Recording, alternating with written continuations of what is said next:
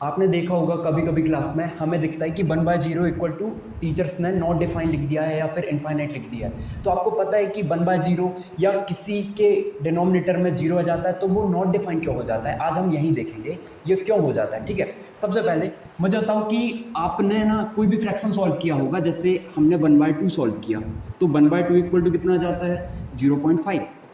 ठीक है, जैसे मैंने आपको बोला कि कोई और टर्म ले लेते हैं हम, मैंने कहा 2.5 2/5 है तो इसकी वैल्यू कितनी आ जाएगी यदि हम इसे सॉल्व करेंगे तो 0.4। इसका मतलब आपने क्या देखा कि जब भी हम किसी ना किसी फ्रैक्शन को सॉल्व करते हैं तो कोई ना कोई वैल्यू आती है।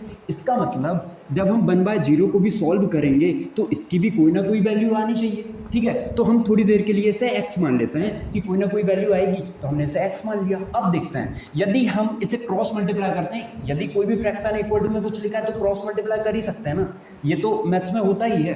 तो अब इसे क्रॉस मल्टीप्लाई करते हैं तो जैसे ही आप 0 को यहाँ मल्टीप्लाई करोगे तो ये तो 1 इक्वल टू में x मल्टीप्लाई 0 करेंगे हम, इसका क्रॉस मल्टीप्लाई यहाँ पे होगा तो ये तो 0 बन गया, जो कि कभी पॉसिबल ही नहीं होता कि 1 इक्वल टू 0 हो जाए, इसलिए ये नॉट डिफाइन होता है। अब आप कहोगे वो तो ये भी पॉसिबल नहीं है। देखो कोई भी फ्रैक्शन है यदि हमने यहाँ पे क्रॉस मल्टीप्लाई किया है ना तो यहाँ भी वो पॉसिबल ही होगा। जैसे यदि आप क्रॉस मल्टीप्लाई करते हो इसका मतलब इक्वल टू आना चाहिए तभी वो डिफाइन है।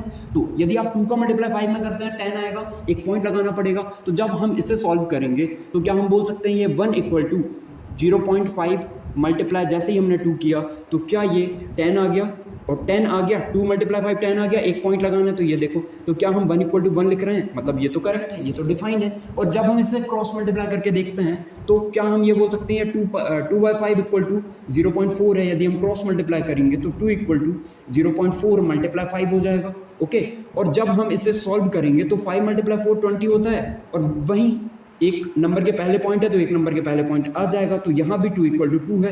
ये चीज़ इक्वल तभी आ रही है क्योंकि ये डिफाइन है, और ये नॉट डिफाइन है तभी ये वैल्यू कभी पॉसिबल नहीं होने वाली इसलिए आ रही है। तो हम बोल सकते हैं 1/0 इक्वल टू नॉट डिफाइन। यदि हमसे कुछ पूछता है या कोई पूछता है तो हम बता देंगे क्यों होता है। Thank you.